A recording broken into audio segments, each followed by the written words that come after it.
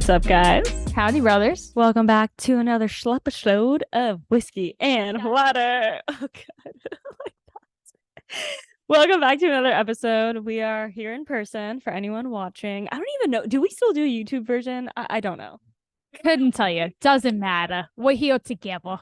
And we're so excited. And today we had this is the best episode. We're still giddy. We had on Christina Galbato. She is just an amazing online educator, boss ass bitch. She has her hands in a lot of different places like we do.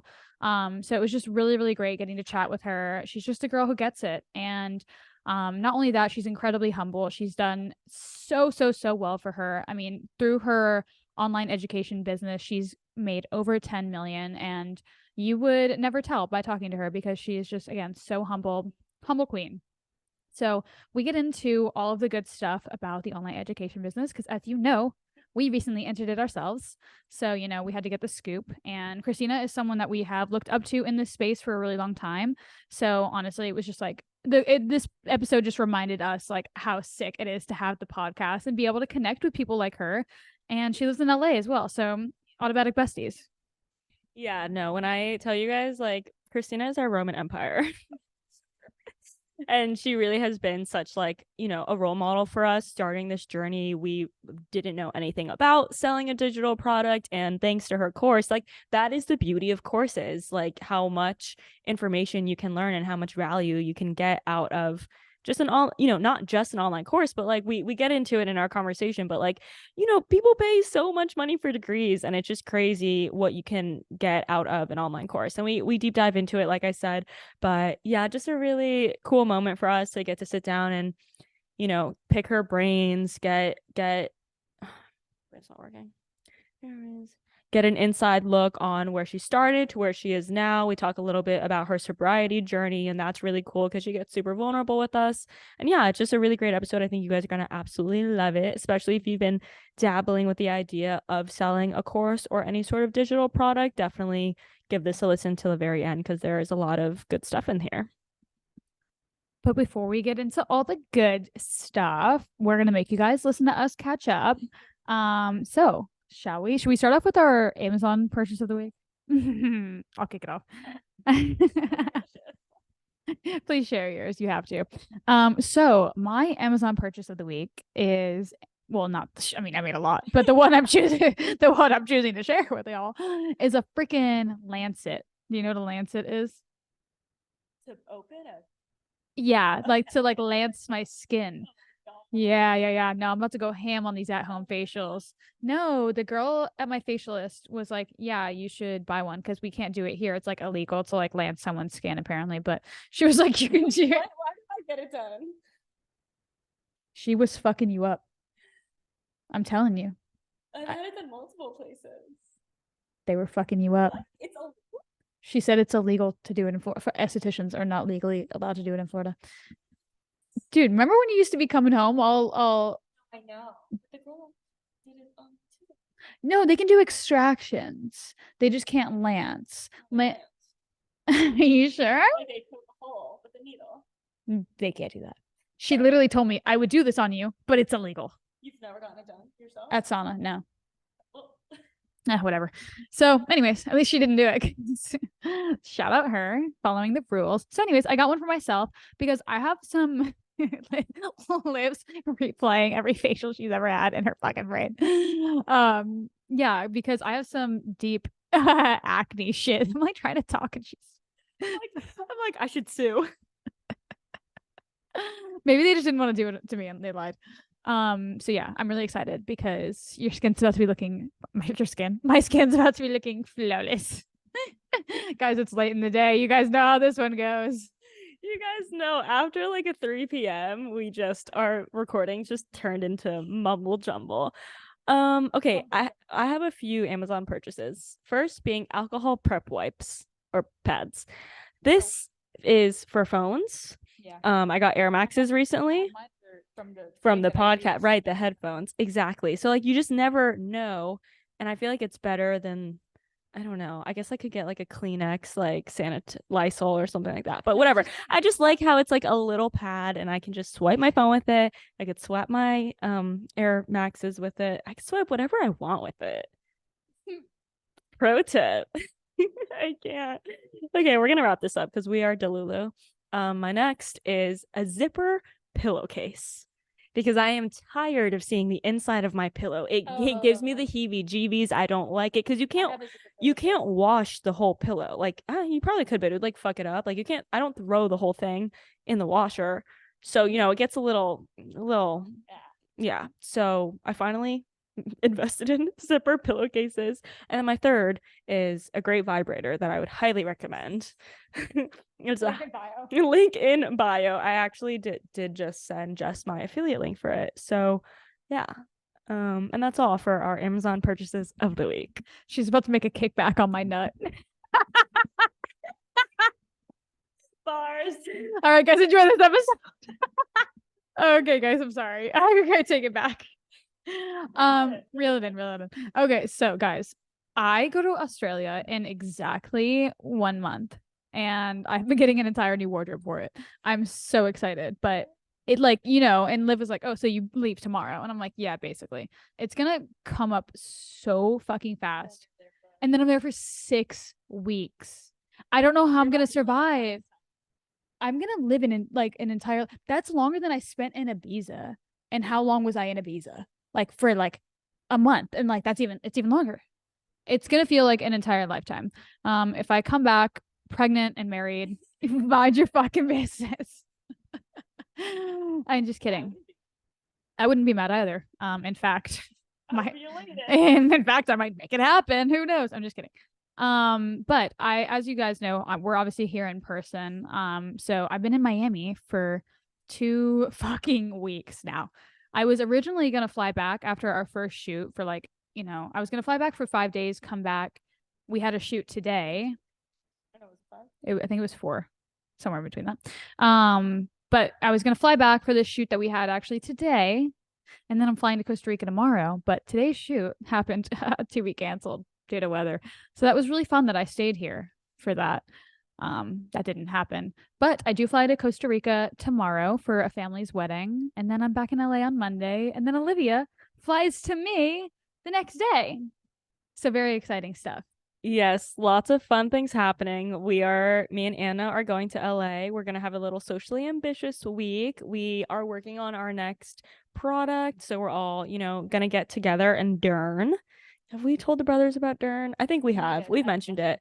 If you haven't heard the episode where we're explaining Dern, basically do it right now.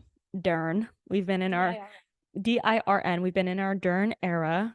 And this came about because we'd be on meetings and be like, okay, so like, when should we do this? When should we do that? And Anna would be like, do you guys want to just do it right now? And then we were like, yeah, let's just Dern. So we're going to go to LA and Dern, and it's going to be great. I'm so excited. Like, the squad is going to be back together. It's going to be fun. I haven't been to LA in a long ass time, since December. Yeah, when we left for Hawaii from LA. So it'll be almost a year. So I'm excited to just be on the West Coast, see some friends. We're gonna do a fun shoot for the rebranding of the podcast, and I'm very excited about that. Maybe a little birthday celeb. Will be so fun. And other than that, I had a very wholesome pumpkin painting night the other night, and it made me realize, like, wow, I love that I'm doing this versus like having a Halloween party. There's a time and place for Halloween parties as well. I won't play them down. Just fire me. Can I please be fired? Can I go home? Yeah, I don't do Halloween parties. I do wholesome pumpkin painting nights. Pumpkin paintings. So yeah, we're done. That about wraps up the catch up. We've done our due diligence here. We've done what we can. It's only going to get worse from this point on with us. So we'll reintroduce Christina to you guys, and we'll see you guys on the other side. Enjoy this episode. If you guys have smiled or laughed, probably not, take a screenshot, screenshot this, tag us, screenshot this. Let us know you're listening. And yeah, enjoy this episode with Christina. Bye, brothers. All right, guys, we are on with Christina Galbato. She's the founder of CreateHer Empire and honestly just a huge inspiration to Olivia and I, just such a boss ass bitch. And we've been so excited to have you on. It's been a long time coming. So what It has been. Yeah, It's been a long, trying for it's a been a long month. time. Whenever Liv laughs, I think that I like stuttered or something. Months in the making. Yeah. But Really? it was worth the wait. We're here. Worth the wait. Yeah. So, for our audience who isn't fully acquainted with you, would you mind telling them a little bit about yourself? Sure. Well, I'm super excited to be here. I'm happy it's finally happening. I know we were going back and forth in email for like months, which is obviously my fault. But I'm the founder of a company called CreateHer Empire, which is an online education company that specifically helps creators looking to grow businesses that are actually built for the long term. So with multiple sources of revenue, not just, brand collaborations and creating content for brands, but creating things like online courses, leading into affiliate revenue, and then also building an audience that's not just on social media. So that's my online education company. I've had it since I would say been doing online education since like 2019, but started as a travel blogger and content creator in 2017. So that's kind of my main gig. I do a little bit in, like Airbnb and real estate and dabbling my feet into angel investing now. And so, yeah, that's me all over the place. Amazing. There's so much that we want to discuss with you today. We're so excited, but I want to take everything back. Let's start at square one. What did you study in college? Did you go to college? Do you have a degree in something? Do you feel like you've applied that to what you're doing now? Take us back. Yeah, I always say that like my college experience, I'm not sure how much has helped me, but at the same time, I'm like, if I guess this is the journey that I've gone down and I'm sure I've applied something, but I studied PR in college, so public relations.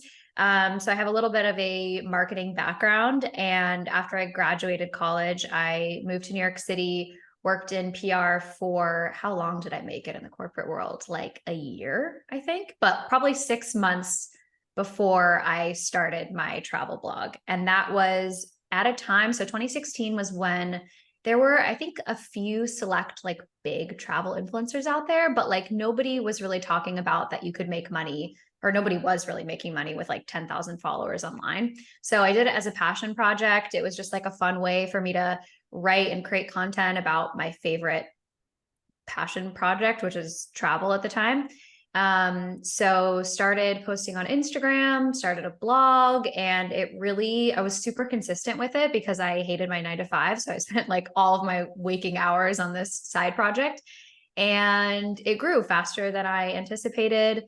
Started growing a huge audience online and started attracting like brand collaborations and learning that this is actually something that I could not only enjoy as like a hobby, but also make money from. So that's how it started. That story is like so reminiscent of like our beginning as well. And that's how you know you're an OG, is because like if you started from like the blog era, like that's how you know. Like, because that was like the first generation of influencer, you know what I mean? So I think that that's so dope because you really obviously can tell that you just like grew up in social media, essentially, like grew with it and what it's like transformed into. And I love that you have like, even with such a long like history in social media, you've evolved so much with it and like have maintained obviously such an amazing like following and audience, and have also evolved your offerings, going from being a travel blogger and writing and learning this about you now. It's so like you can see it in your current like posts and what you do now, because you are like so eloquent. I always like read all of your captions and like, just so well spoken. So it makes sense. And I just love how you've evolved with it. So you started a lot of chapters. Yeah. So you started growing on social media, and what did that kind of look like for you? Because obviously, you're in the online education space now. So where do you feel like you had that perspective shift from like, okay, I'm doing this, which is great, but I feel, you obviously felt called to do online education and create courses of that nature. And like, so where do you feel like that kind of perspective shift happened for you? Yeah, I think it was probably a colliding of two things. The first being that I noticed my audience wasn't necessarily asking me as much anymore. You know, like, what do I do in Jamaica? I was getting more DMs of like, how did you grow your audience? How are you working with these brands? How can I do the same thing? So I started to notice that, which is really important for people thinking about like, you know, what are offerings that I can create for my audience, actually listening. But then secondly, you know, when you start something as a passion and then it becomes a job and you realize that as a job, you don't love it as much, like that is very much the travel blogger space. I would go on these press trips and I would be like, I'm in fucking, can I swear? I don't know. Yes, big swears. Okay. I'm in Egypt. I'm in Jordan. I'm in like Indonesia, and I'm not enjoying travel anymore because it's work. And I know that sounds like such a dumb problem, but it really is like the reality of that job, that you're waking up at 5 a.m. to drive 2 hours to get one sunset photo. Totally. And like, you're just constantly like monetizing something that used to be really like heart-centered and, you know, different for you. And so I think when both of those things kind of collided, I realized like, okay, there's an opportunity to serve my audience here. And once I saw the potential of online courses, as far as honestly like monetization and growing my business, I was like, oh, this is another revenue stream that I can lean into. And I straddled both of those worlds for probably, I want to say, a year and a half, 2 years before I finally decided, I think it was 2020, to be like, okay, I have to go all in on online education, because it's really hard for me to kind of balance these two different identities at once. And so, yeah, for the last 3 years, it's been full online education. I have a whole team supporting me, which has been amazing. And then more recently, had yet another identity shift of like creating CreateHer Empire, the company that will house all of that education material, and kind of figuring out what's next for me. So exciting. And like, what a organic journey for you to like, you know, transform into this entrepreneur and founder with so many offerings to your audience. I'm curious to know, like, that's definitely a big mindset shift, like going from being an influencer or being a content creator, and then stepping into the role really as an entrepreneur. So I'm curious to know what gave you the confidence to do that. Were you listening to podcasts at the time? Were you reading books? Do you feel like you were born with this kind of entrepreneurial spirit in you, and then that was the moment that, you know, it just ignited? What did that look like for you? The only thing I could think when you said that is that real audio right now. That's like, what gave you the confidence? Delusion. Like, honestly, I do think there's like a little bit of that. I think like every successful entrepreneur has a little bit of like delusional ability. And naivete. Is that did I pronounce that right? I don't know. So I think that's certainly part of it. But I think I have always innately been a very driven and resourceful person. And I kind of posted about this a little bit today, actually, in a reel, that a lot of that does come from this, you know, drive to create an impact on the world. But I think a lot of it also has come from like a place of wanting to prove myself. And I think there is a certain aspect of that comes from a darker place. But as far as like actually running a business and a team, I think it's just been one of those things where it's like one foot in front of the other. Like, I remember hiring my first you know, contractor who was just like a customer service person to answer emails. And that was my first team member that, like, I remember I was communicating with her over WhatsApp, like 24/7, and helping her answer emails. And then the next year it was like, okay, I need to hire like 2 more people, and really just learning from the people I was hiring on how to manage a team and just figuring it out as I went. I have never, ever at any point in my journey had all of the answers, but I just took messy action and did like the best that I could do at the time. And I think that's really important for people listening, is that they think they need to have everything perfect and feel 100% ready to start a business or hire a team member or create a course or whatever it is. But the reality is that none of us have absolutely any idea what we're really doing. We're just kind of figuring it out as we go along. And anyone that says they have it figured out is absolutely lying. So literally liars. Actually, that what you were saying kind of like reminded me of this quote that I saw recently, which is perfectionism is procrastination. And I'm like, that's so, yeah, like you have to do it scared. You have to put one foot in front of the other. And I think that people get really like lost in the big picture and like what could go wrong versus like what you said, which is like figuring it out along the way and taking messy action. And kind of like with that being said, what do you feel like would be, you know, like, because we do encounter like things that could be perceived as like a hurdle or failure? And we're big on like perspective, and like obviously that just depends on how you look at it. But what would you feel like is a hurdle like that you encountered that potentially that you weren't anticipating, and how you dealt with it? I feel like certainly there's been a lot of fuck ups, like hiring somebody that I didn't fully vet, or for example, one of our online course funnels, like not performing as well as it did in the year past, or personal hurdles that I've had. But I really do feel like I've learned to look at mistakes I've made as just information, which I know is such a cliche, but I think where people go really wrong is they make a mistake or something bad happens, and they take it to mean that they're not on the right path and that they're not destined to like be what they're trying to be, when everybody has moments like that. And it's really about like how you react to that. Everything is about your reaction. It's not about what actually happens. Yeah, sorry. I don't know if I can think of anything better. No, that's, and it's think. But like, honestly, I feel like not having an answer to that is an answer, because not to be fucking woo woo. Yeah. All right, Gandhi. Yeah, right. Jeez.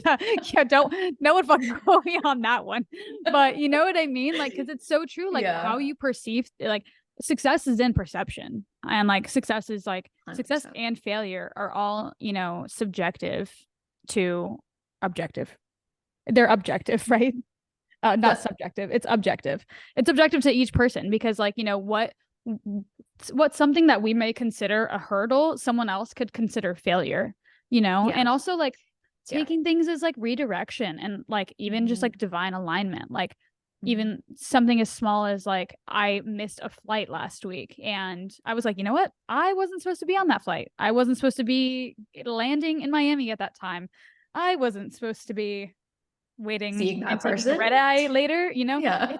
It's genuinely all about perspective. So I even think that answer shows a lot in like why you are at the level that you're at.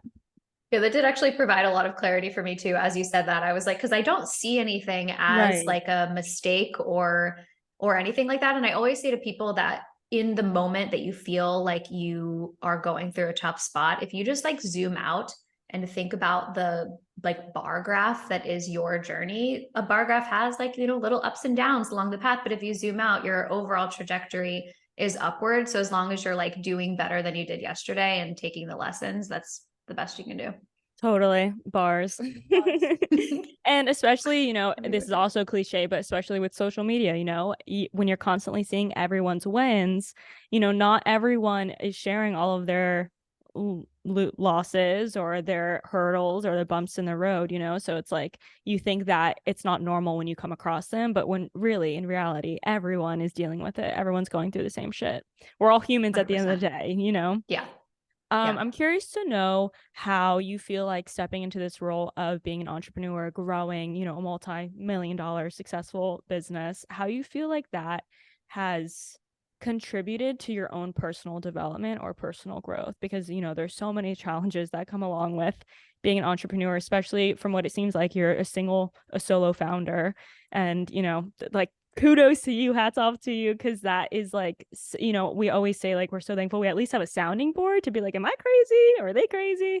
So I can only imagine the challenges that you've come across, and I'd love to know just how you feel like it's contributed to you as a person and as a human, and how it's changed you. Yeah, I feel like as far as my own personal development goes, I really have not, this is going to sound insane, have not focused on it until like the last 2 years. I, again, posted a reel about this today, how like the first few years of building my business, I like just sacrificed relationships and mental health and a lot in my life, like so much to the point where I realized 2 years ago, a lot of things kind of came to a head at the same time. And I'd realized that I had neglected myself for so long. And so now I feel like I'm at a place where, because I've spent the time growing this business and I have a team to support me in allowing me to have that balance, I've like been able to focus a little bit more on it. but certainly that's like taking into account the privilege of having a team and a business that, you know, kind of does run by itself. Yeah, absolutely. And I also feel like you're probably not giving yourself enough credit because, you know, along the way, although we do like tend to neglect ourselves when we're in this like state of like deep work and deep focus, a lot of transformation also happens there. Like transformation, you know, it's not always in like reading books and listening to podcasts and doing wellness girly things, although we do love that. Yeah. And now that you're an LA girly, you're going to be all over it. But it's also in that deep work, and it's like honoring yourself in really small moments and making decisions for future you. So definitely don't discredit yourself there.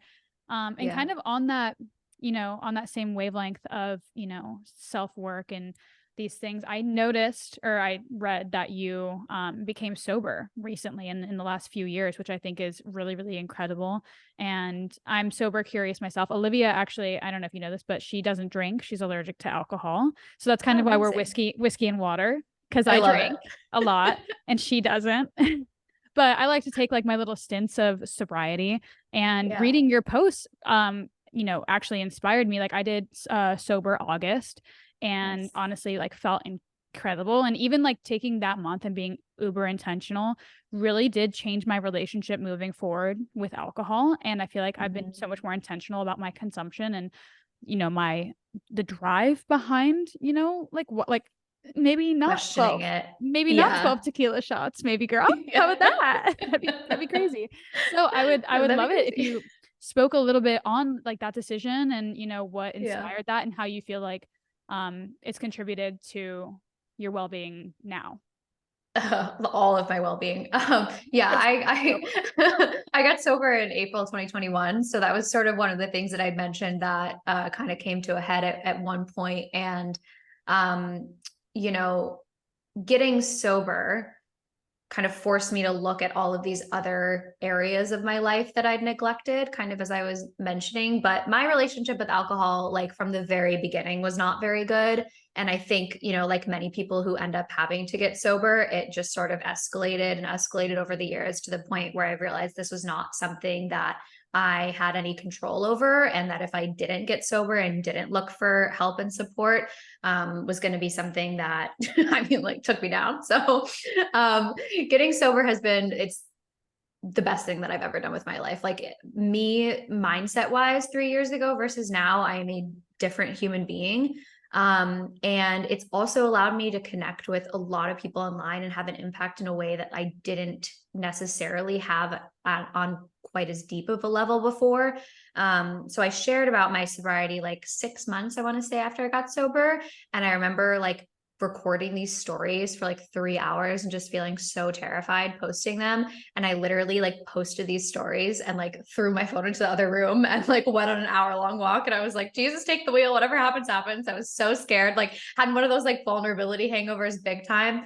But thousands of messages, not a single negative one. I think it's very common when you look at someone like me who has a certain type of lifestyle, looks a certain way, has a certain type of business, to assume that everything is perfect, when this was something that I was struggling with massively. And I think it gave people permission to be like, to be more vulnerable and also question their own relationship with alcohol. And it's just been something that's had a massive ripple effect as far as like helping other people online get sober, and you know, making people question their own relationship with alcohol, even if it isn't as extreme as mine. Like cutting out alcohol will make anyone feel better.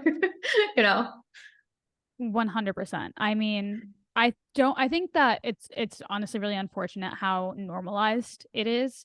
And like, you know, I you know, we could go down this rabbit hole. It's like I could definitely rant about it.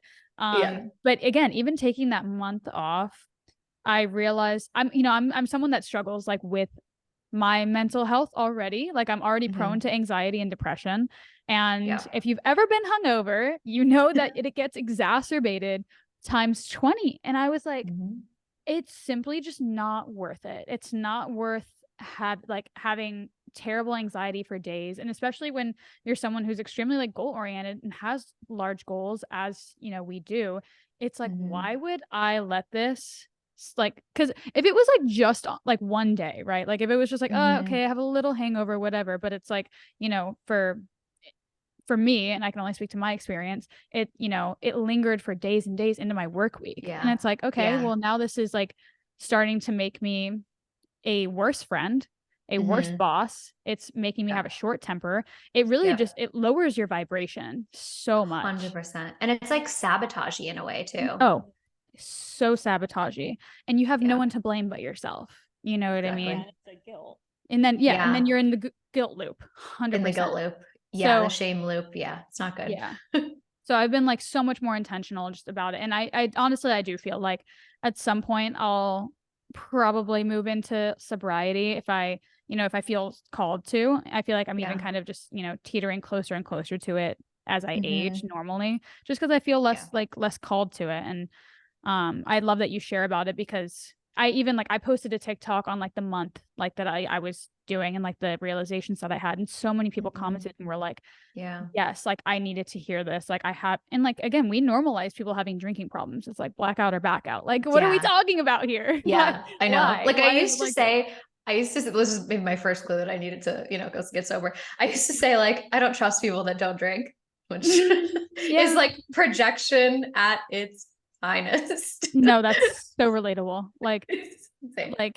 and like you make it like your entire personality too. It's Whole like, personality. Yeah.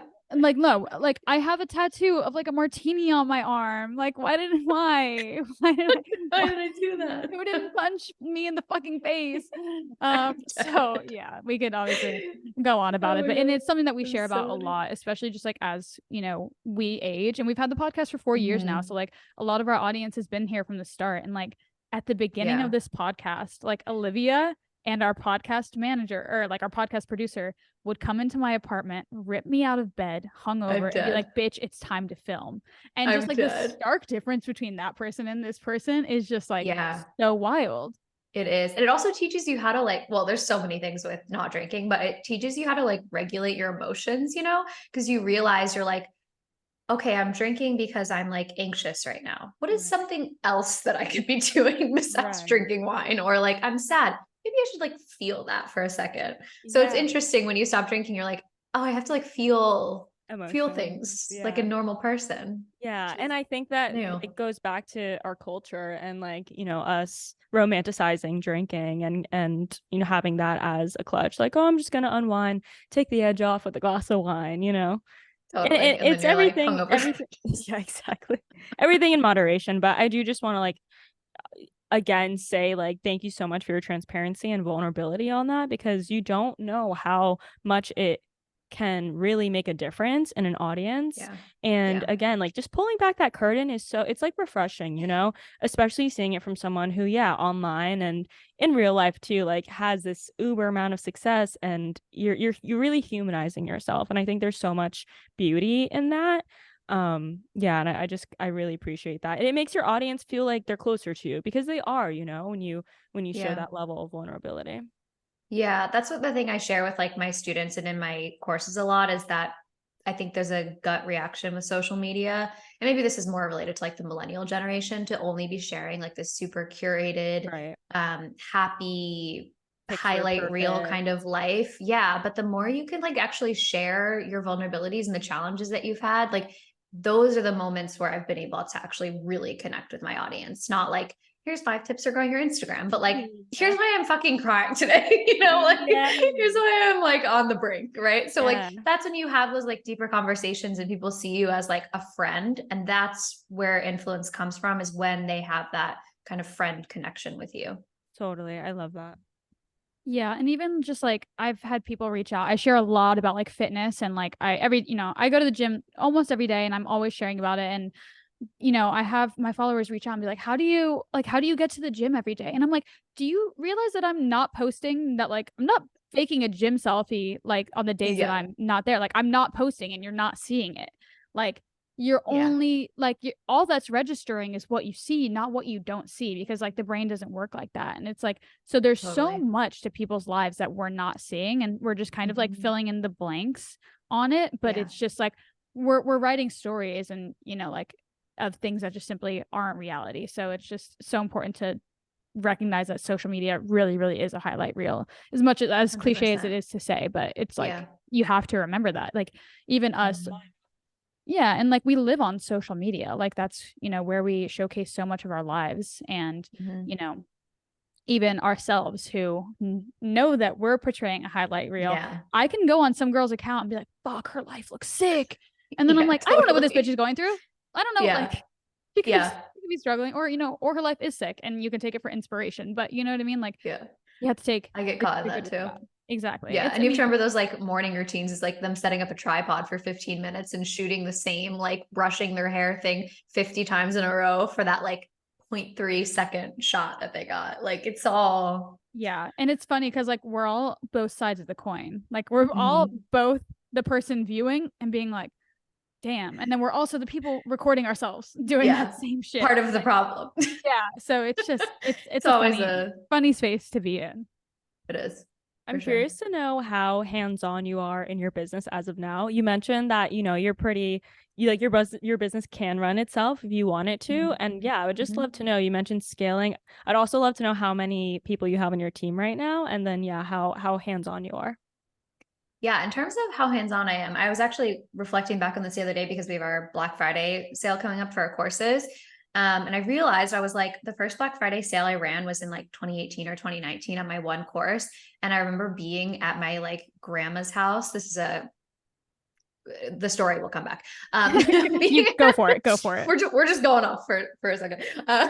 Being at my grandma's house with my family, like every single morning on the couch, like writing up the email that was going to go out to my email list and like not being able to figure out how to send out a freaking email on the like email marketing platform and like posting in social media real time and just like panicking and being like, oh my God, I made $2,000, versus now for Black Friday, I have a whole team. And so really what I do now with my business is I'm more of the visionary. This is the direction that I want to take with Black Friday. This is what I'm thinking for promotions. And then I have an operations person that really just runs with that and works with the team to get it done. So mostly what I'm doing is reviewing copy that was written, doing final approvals on social media content, final approvals on like the Black Friday landing page. But I have, a copywriter that handles all the copy. I have a designer that does the design. I have a tech guy that, does all the tech, make sure everything's working. And then of course my head of operations, which I would die without, who manages the team and projects and makes sure everything's moving forward. So I think that's a common kind of path for entrepreneurs is at the beginning, you're doing absolutely everything. You start to hire people to do pieces that you're not good at or you don't want to do. And then eventually you kind of move into that more like CEO role where you're the one that's directing the vision of the company, but everybody else is executing on your vision. So as far as number of people that I have on my team, okay, yeah, I would say it's about 20. Oh, wow. Gosh, yes. That's a lot. One full-time employee and all other contractors. And that includes also like an agency that I hire out for Facebook ads and stuff like that. Nice. So there's a few people on that team. But yeah, it's a lot of people at this point, and it's a very different mindset having a team that you're like responsible for paying for their livelihoods. Yeah, 100%. And I think like personally for us and growing our business, we have a content creation agency and we used to do social media management. And I think the hardest thing above everything else was being a boss and managing a team and like learning about our leadership styles, like it was just not something that we could have expected would be such a challenge, especially when you don't have a PR department. Like you're looking at the PR department. HR. Oh, HR. I'm sorry. Yeah. There's not a lot of rules. Yeah. No, like you're looking at the HR department, like, and it's hard. People are really hard to understand, and everyone has their own shit, and it's hard to communicate. So I would love to know just your advice on scaling. Yeah, because that just advice on scaling in general, because it was really hard for us to kind of deal with that. Yeah, I think, oh man. So the thing is that this is something I still struggle with. And this is why I have a operations person on my team. And like, for also context, this would be called like an online business manager for entrepreneurs. So an online business manager is somebody that's actually like handling the systems of your business and like doing HR and like Write that down. Online business manager. Yeah. And that is managing projects and team members and having those calls with team members to see how they're feeling and their progress and tracking KPIs and key performance indicators. I'm not good at any of that. Like, I just know I'm not good at any of that. And so I've had to hire that role out. I wish I was better at it. But I think something that has also really helped me in building a team is making sure that I'm hiring people that are really excited about the vision of the company versus people that are just good at their role. Because the people that are excited about the vision of the company and are motivated by that will inherently become better at their role.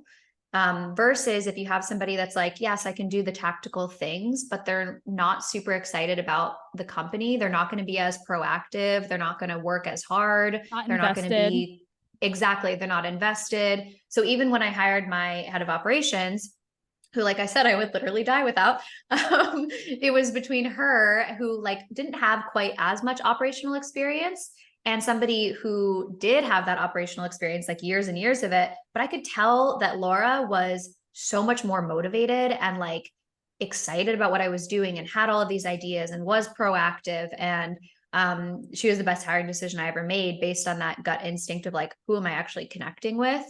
So that's really important. Hire people who are excited about your vision, and then also do a good job at like maintaining team culture.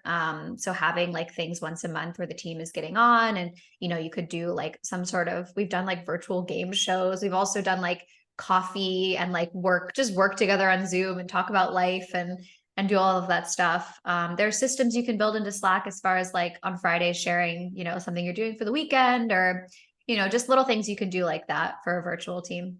Yeah, and that's so funny because we would do an end of month like call and brainstorming where like we would all get together, either like do a fun game, all brainstorm, and then we also on every meeting would do a high and low. So they had to like tell us something, and we would get like the most personal like shit ever. They'd be like, I went on the most horrible date last night, and like I love it. It's so nice because it really does like it sets the tone for that company culture of like, you know, it doesn't have to be stale, it doesn't have to be cold. Totally. But kind of what you were saying about like, you know, they have to be excited about you. It's like, it's so true. And it's like finding that fine balance of like nature versus nurtures, you know, like, cause like there are certain things that you can nurture, and there are certain things that like they just need to have inherently. But, you know, finding something like someone's like, if they're not excited about the opportunity to begin with, and they're just like there to do their job and leave, like that's not they're not going to get excited over time about you. And someone that's like really excited is going to be invested in your success. And, you know, conversely, like as you know, as the boss, like you're going to also want to invest into them.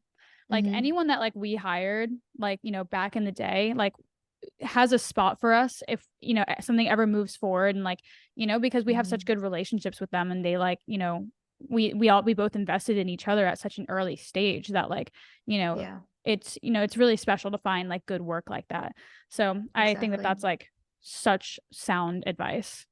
Yeah. One other thing I would add too is like on a tactical level is when you hire team members, make sure you're giving feedback.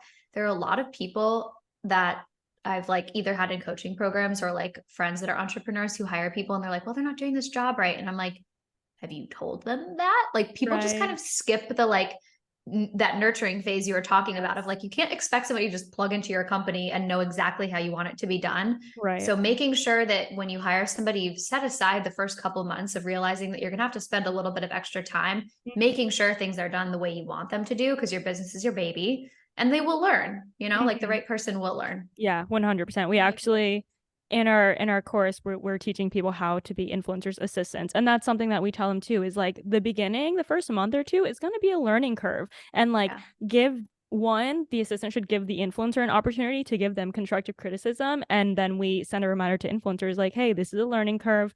You cannot be scared of confrontation. You have to constructive criticism along the way. That's how they're going to learn. Like, that's the only way. Because if you just bite your tongue, it ends up not being a good fit and they get fired. So it's like a relationship. You just end up like a year into it and you're like, I have so much resentment. Yeah, no, 100%. It is like communication is so key in that dynamic.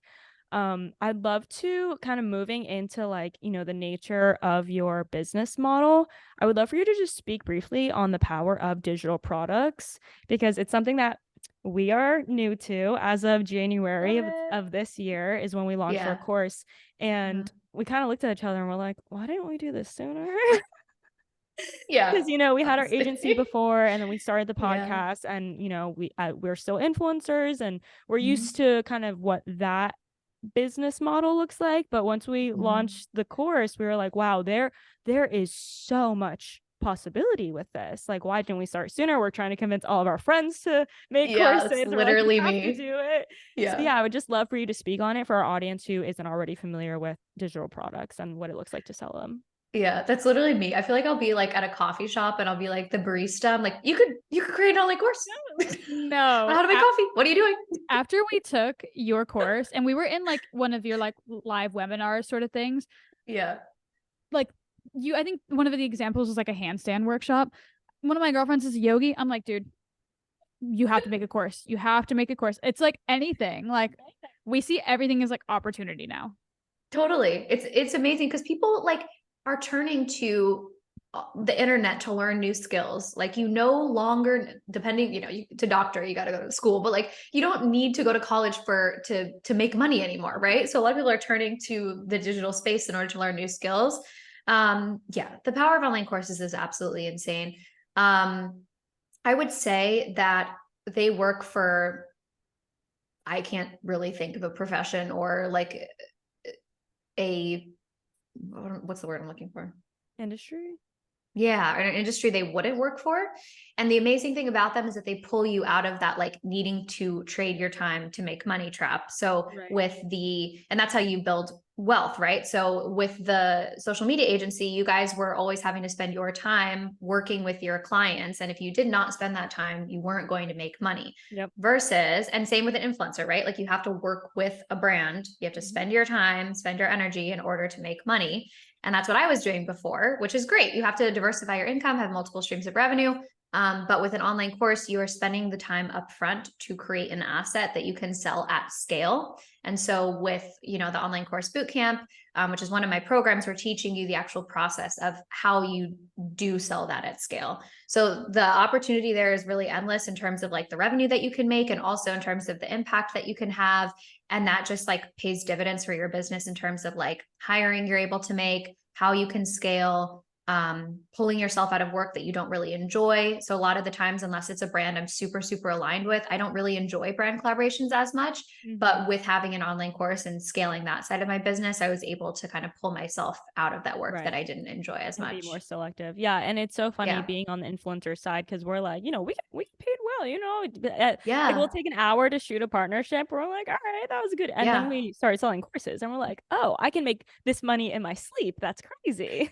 Yeah, exactly. It's literally the make money in your sleep thing. Like it is, it requires maintenance and along the way, but it's really just that upfront time of creating the course that is the most work you're gonna spend.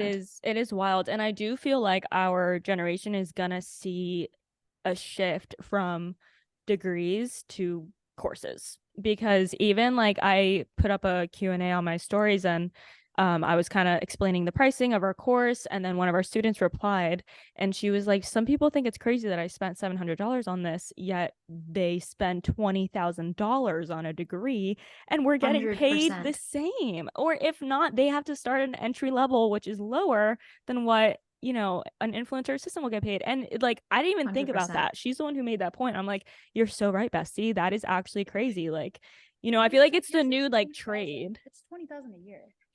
Exactly. It's more than that, Yeah. So for like a 40K, 50K, starting out salary, when with a course you could make that in a week. My little sister told me the other day, she was like, she's studying biomedical engineering and she's like, for what I want to do, I'm going to be getting paid like at the peak of it. She said 80K. I go, that's not going to do. That's not going to fucking work. In this literally. Yeah. And she wants to get her live in a city at UCLA. I go, okay, you're going to sleep on my couch.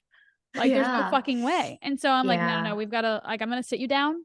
I don't know what skills you have at 19, but we're going to make a fucking course and we're going to sell it. You're going to be a little course creator. Okay. I'm Mama dead. said so. Yeah. No, but You literally start seeing the possibility. Like I'm like, but just like you see the possibility for like anybody around you where you're like, yeah, just create a course. I'm like, perfect, Bella. You will create a course on how to heal family trauma. I'm like, what can we do here? What do we have to work with? Yeah, I have like a friend who is an ex-stripper, and I'm like, just make a course on stripping. Stop being a stripper so you can make a course on it. Anyone can do it about anything. Exactly. No, I absolutely love it. And it's so funny because people are like dragging their feet on this, right? Like I post like a reel about, I don't know, like how much money I've made from courses over the years. And like, there's just like Bill in Ohio, like sliding in within the first hour telling me that like I'm selling feet pics on OnlyFans. And I'm like, get with the program. Yeah, no, it's quite wild, but I definitely like even since taking your course, since us starting our course, I see things so differently now. I see opportunities with everyone and everything, and it's just really truly a game changer. So thank you for that. Yeah, I And love it's the online course bootcamp.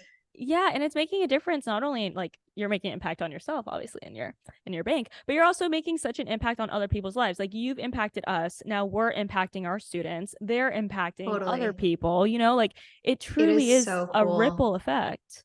Yeah, it's so cool to think about because the online course bootcamp, like just the launches that people have had and the ways that they've been able to change their life and ways that they've been able to pay off debt or like, yeah, it's absolutely insane. And that's, I do always make sure I take a step back and think about that and how powerful that is because by them paying off debt, they're having a positive impact on their family, which will then give their kids more opportunity. And yeah, it's just, it's really, really cool. The power that you can create individually online. It's true influence, which is like, Yeah, all we could ask for.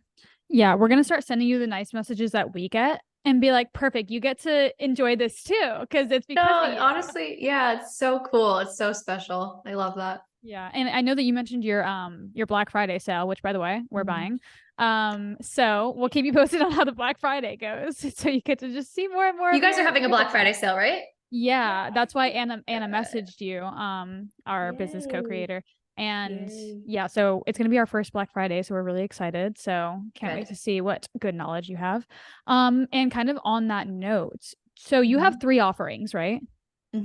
Which I think is so cool. And like, I love that. And we've talked about this a lot because we obviously look up to other like successful, digital product creators, online educators. And you're like one that we like, you're just like, you're a peak, you're the peak. And we love that you only have 3 offerings. And like, it's honestly like, when we first started and we had our, little boom of success, we're like, we're creating courses about everything. Like we're doing everything. Like, we're like, what can we do? We're creating courses, right? And then we realized like, okay, well, if, she's had so much success with just 3 products, we would rather like feel incredibly confident about the 1, 2, 3 products that we have and just like really confidently push those rather than like kind of cheapen what we're doing by throwing out a million different things and seeing what hits the wall. So kind of like with that being said, I'm curious about like your decision to remain with like such little offerings and how that, has kind of been for you. And if you plan on expanding or launching anything in the near future. Yay, exciting.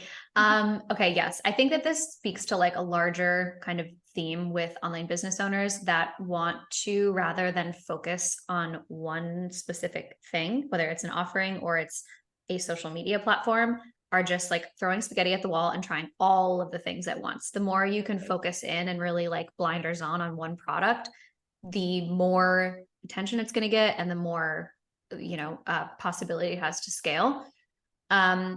But with the online courses specifically, another reason why I would rather have fewer, more expensive courses is that like logistically with advertising, you can't make as much money from like 5 or 6 $100 courses as you can with 2 $600 courses. Just with ad costs, you would end up losing money on each of those funnels. So that's like very logistical, but something to definitely keep in mind is that those larger, more expensive courses will end up making you more money in the long run.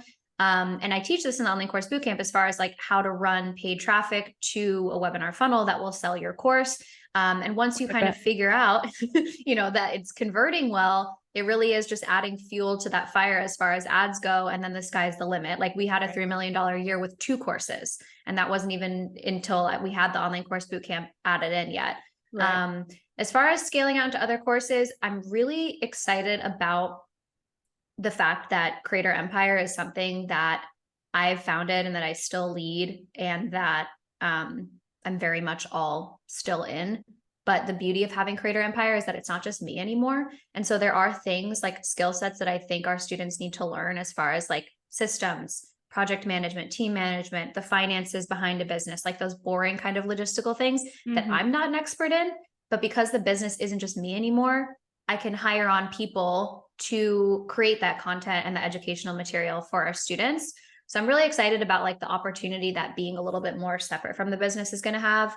That's one thing I think is really missing. But if there's anything else that you guys think is missing as far as the course suite, always open to suggestions. But I am excited to like teach a little bit more of that nitty gritty, like less sexy business stuff. Yeah, because it's really important. It's so important. Yeah. And I even have in my notes here, like infrastructure ? Because it's like, you know, to scale, it does take so many systems and like operations to put into place and to implement. And that's really that's the part that has burnt us out the most personally. So I like 100%. Love that you're going to deep dive into that and start teaching it. That's really great to know. Yeah.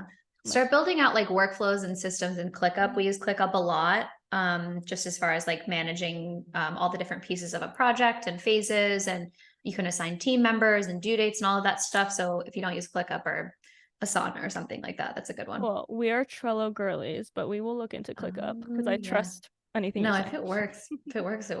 Yeah. I don't even go, like I go in there to look at, make sure everything's happening. But like, again, that's an operations person thing. I'm like, I don't know what you're doing, but you're doing it right. No, I love it. I would die without her.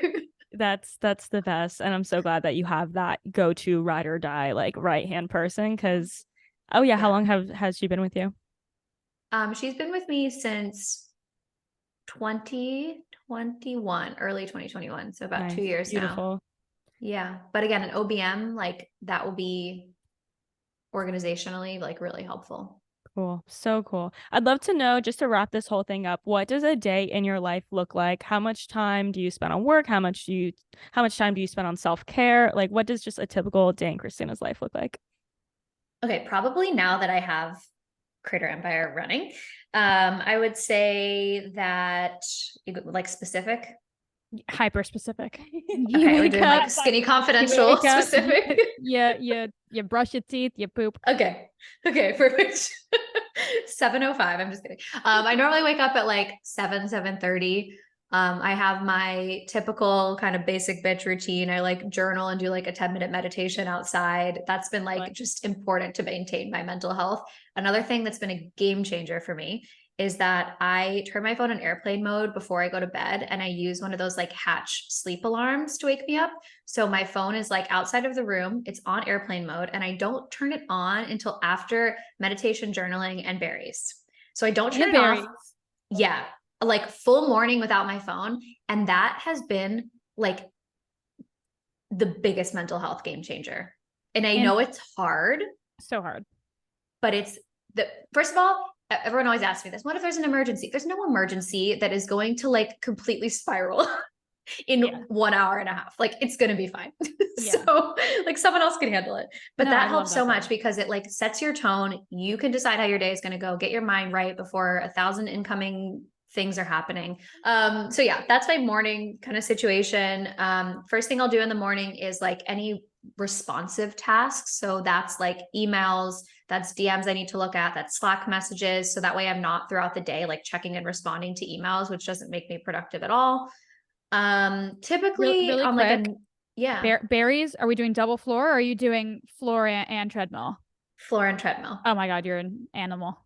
I absolutely love berries. I'm fully addicted to it. I love when I'm coming back to LA, we'll do berries. You're gonna leave me in the fucking dust, but also you should join Liv's journal club. She does a journal club and they all journal every morning. So wait, stop. I definitely am gonna join. We'll send you the link. Okay, please send me the link. We're around 10 a.m. Where are we doing? What are we doing? We're around 10 a.m. Then we're moving into like the actual work that I need to do. So depending on the day and what's going on, it could be like reviewing emails, reviewing stuff that needs my approval to go ahead. It could be content creation. That's definitely a large part of my day for my account, or again, in the review, like reviewing social content for CreateHer Empire. Depending on what's going, like, you know, if we're coming up to a launch, there could be like an 8-hour day of like needing to create a webinar. But on a normal day, I would say I probably work about 4 hours, some days like 30 minutes, depending on what's going on. Like it really just depends on what's going on in the business. But now, again, that I've spent the time building a business that runs itself, that has a team, I do have a lot more time for balance. So I told you guys I'm going on a date at 3 p.m., which is like a hike for 2 hours, right? So like we're doing that, and we're update on. Is it a first date? You know, it's the first date. Yeah. Okay, you gotta let us know, and we're gonna rate it 1 through 10. We're gonna see where he. You know. What if he ends up being my husband and this is like all recorded? This is my problem with dating. I'm just kidding. No, literally story of my life. Live and in action. No, we'll send you this. We'll play it at the wedding. Liv and I will be there. No, but I love that. And actually, Liv is going to be in LA. I DM'd you about this as well, but Liv is going to be in LA with me as well as Anna. So we've all got to get together. Maybe we'll all do a hike. But for sure. I love that. I love that for you. And honestly, like a day in your life is like, that's exactly how it should be. Like, I think so many people romanticize hustle culture, fucking burning yourself out. And like, we were definitely, you know, we had that season of our lives, you know, when we were building the foundation of, you know, what we're doing. And you know, you have to, you don't get to this point without doing that. And like, you know, leading up to a launch, oh my God, we were so fucking burnt out. Oh yeah. It was miserable. Like I have like I had like a shingles flare up. Like, no, like it was insane. So no, I have the same thing. You have to sometimes, like when I'm creating a new course, like I'm just a shell of a person. And like, that's what it's going to be. Don't talk to me. I've taken 2 Adderall today. Yeah. So, I have 48 unread texts. You have to put that work in to get to this place where you can work for 30 minutes a day, or just take a mental health day. Not that you need a mental health day, because, you know, every day is so great. But, you know, like I think a lot of people kind of see that and are like, damn, like I wish my day looked like that. And it's like, well, what season are you in? You can't compare your season 1 to someone else's season 4, season 5, you know? Super, super important. Yeah. Any nighttime routine? Any special things at night? Yeah, my nighttime routine needs work. That's okay.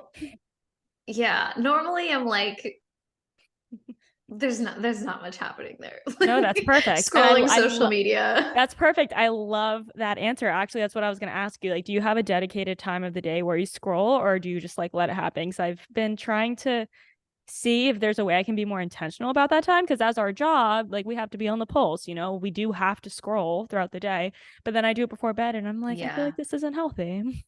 Yeah, I try to do it like around like 5 to 7 p.m. Not the full 2 hours, but like somewhere in that window. Just straight 2 hours on my couch. There's been days. Sure. But somewhere in that hour before dinner, and like definitely not right before bedtime, because I do notice that like you can't sleep because the song is like playing in your brain. Audios are just playing in your brain. I'm like, this is not healthy. Yeah. No, this is awful. Yeah. I need a better nighttime routine though. So if you guys have anything, that's like my mornings are locked in. That's great. And listen, at least you have one locked in and it sets up your day. Like, no, that's great. This has been so good. What an honor and a privilege to spend this time with you. Thank you so much for giving us an hour of your time. We hope the date goes amazing. And yeah, we're just super happy. This is definitely a full circle moment for us. So thank you so much for coming on. And for our audience who wants to follow you, follow your journey, where can they find you at? Thank you guys so much for having me on. This was like really fun. And I'm super excited for both of you to be in LA and to do a little hangout hike situation. But you can find me on Instagram at Christina Galbato. And then you can find CreateHer Empire is just CreateHer Empire. And that's where you're going to find all of the resources for, you know, if you're looking to build any sort of business online. You guys, we could not recommend her courses enough. Please go take them. They will be in our description as well. And we'll see you guys in the next episode. Bye.